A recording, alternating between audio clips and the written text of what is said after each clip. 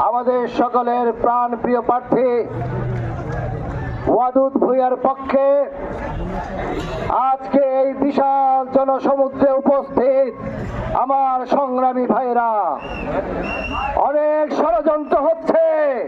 12 তারিখকে ঘিরে ষড়যন্ত্র ডালপালা আমরা দেখতে পাচ্ছি। মানিকপরিবাসী ইনশাআল্লাহ ভোটের দিন ভোট কেন্দ্র পাহারা দিতে হবে এবং ষড়যন্ত্র রুখে দিতে হবে। আমাদের সারা বাংলাদেশের জনগণ ইতিমধ্যে সিদ্ধান্ত নিয়েছে দলের প্রতীক তারেক শীষ মার্কায় ভোট দিয়ে তারেক রহমানকে আগামী দিনের প্রধানমন্ত্রী বানাবে।